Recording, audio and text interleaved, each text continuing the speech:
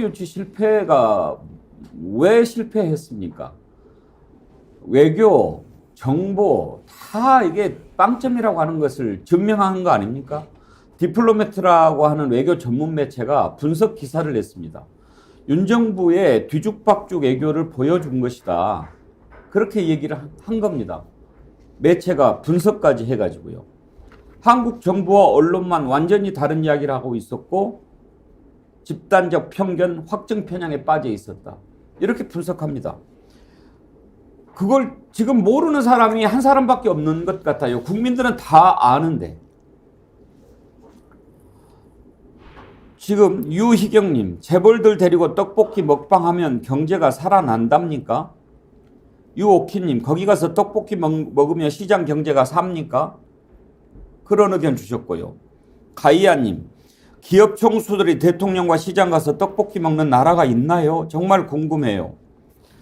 아니, 전혜영 교수님, 삼성 이재용 회장 같은 경우에 박근혜 정부 때 최순실 뭐 말 사주고 이래가지고 얼마나 참 개고생을 했습니까? 징역도 살고.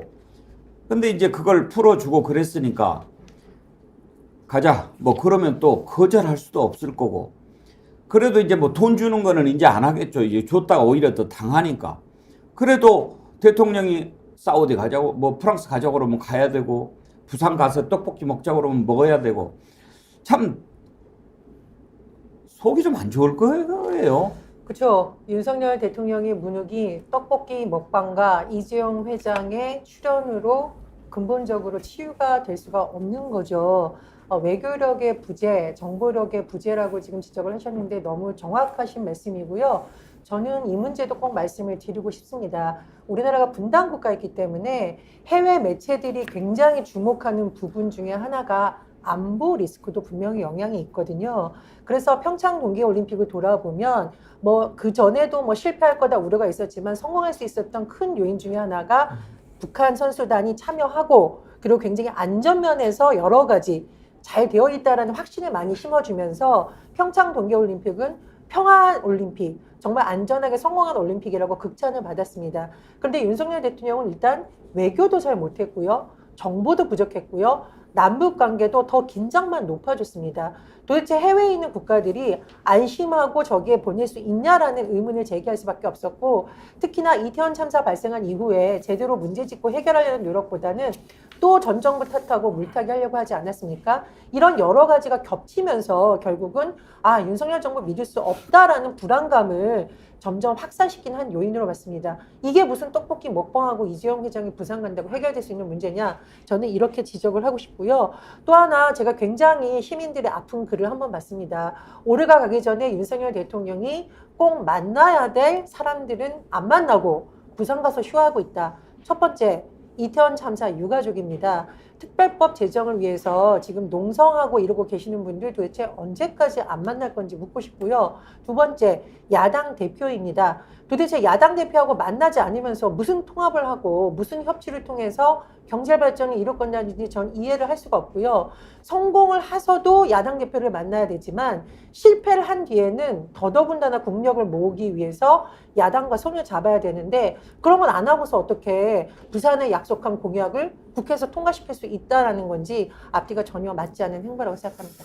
토인비님 아주 재치 있게 글을 보내주셨는데 떡볶이 몇 개를 팔면 6천억 되나요? 예, 이번에 뭐 들어간 돈이 그 정도 된다고 하지요. 토인비님, 디어루시에서 나오는 클렌징 폼 선물로 드리도록 하겠습니다. 그런데 전혜영 교수님, 이번에 기업인들 우르르 데리고 내려갔는데 안 보인 사람이 하나 있죠? 항상 같이 따라다니던 김건희 씨가 안 보였어요. 아무래도 이제 김건희 여사의 명품 선물 받은 명품백 선물 논란이 워낙 시끄럽다 보니까 지금 석상의 모습을 드러내지 않는다고 보입니다. 그 전에는 뭐 김건희 여사가 시장 가서 뭐 먹방도 하고 그랬는데 이번에는 안 나왔는데 근데 이게 안 나타난다고 해결될 수 있는 문제는 아니죠. 여전히 근본적인 문제에 대해서 대통령실이 해명을 내놓지 않고 있고, 문제는 이 부분이 이제 김건희 여사에 대한 신뢰도라든가 윤석열 정부에 대한 신뢰를 점점 떨어뜨리는데 분명히 영향을 미칠 거라고 봅니다. 그러면 당장 이런 사안과 관련해서 책임이 있을 수 있는 한동훈 법무부 장관은 어땠느냐? 한동훈 장관 별명을 이번에 몰라요 장관으로 바꿔야 됩니다. 야당과 관련해서는 기자들이 묻자마자 마치 외웠다는 듯이 줄줄줄줄 그렇게 자세하게 읽는 분이 김건희 여사 관련된 명품백 수수 의혹이나 이런 거에 대해 기자들이 질문을 했더니 잘 모른다는 식으로 대답을 했다라는 거죠. 본인이 말하고 싶지 않고 김건희 여사 앞에는 한없이 작아지는 한동훈 장관님 별명을 몰라요 장관으로 바꾸시는 건 어떨까 이런 생각이 듭니다. 김영욱 교수님, 지금 뭐 그렇게 같이 다니던 김건희 씨가 안 보이는 거 보면 뭔가 내부에서 문제는 인식을 하고 있는 것 같은데 그냥 뭐 숨으면 답니까? 아니 119대 29도 보고를 못 하는데 김건희 씨에 대해서 이 문제가 있으니까 어떤 형태로든지 국민에게 설명을 해야 된다라고 얘기할 사람이 한 명이라도 있겠습니까? 또 말씀하셨던 것처럼 한동훈 법무부 장관 잘 모른다고 얘기하는데 뭐 잘 모를 게 뭐가 있어요? 눈으로 다 보이는 건데 이것도 잘 모른다고 얘기하면 법무부 장관 하지 말아야 되는 거고 얼마나 그 국민의힘이 힘들었으면 윤재옥 운영위원장이 야당에서 운영회 좀 열어달라고 했더니 그거 안 열다가 어쩔 수 없이 열었더니 국민의힘 의원들은 한 명도 안 나오고 이제 간사 한 명 나와서 이제 얘기하고 나머지 의원들 16명이 발언하려고 했더니 윤재옥 위원장 하는 말이 저기 미안한데 2명만 얘기합시다. 나머지 하지 맙시다. 이런 식의 얘기예요. 그러니까 국민에게 아무것도 설명할 수 있을 만한 내용이 없다는 거고 뭔가 숨겨야 되는 것이고 이런 상황을 만들고 있는 거죠.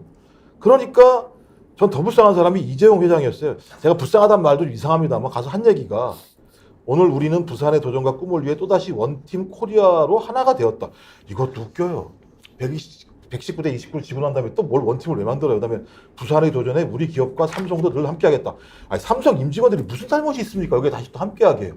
저는 이렇게 계속 나라 경제를 말아먹고 기업 총수와 그 임직원들을 힘들게 만드는 이런 근본적인 문제들을 해결할 수 없다라고 얘기하면 우리 경제 미래 없는 거죠. 뭐 내년에 무슨 희망이 있겠습니까? 그래서 어떠하든지 빨리 잘못했으면 아까가 아니죠. 저의 부족이라고 얘기했잖아요. 저의 부족이 그 하나밖에 없겠습니까? 엄청나게 많은 부족들이 있어서 부정평가가 60%가 넘는 거잖아요. 그럼 이제는 제가 볼 땐 본인이 용단을 내려야죠. 어떻게 할 것인지에 대해서 국정운영 방향을 바꿀 것인지 아니면 스스로 내려올 것인지 아무것도 하지 않으면서 왜 뭔가 것을 누리려고 하는 저는 도대체 이해가 안 됩니다. 떡볶이와 어묵이 무슨 잘못입니까?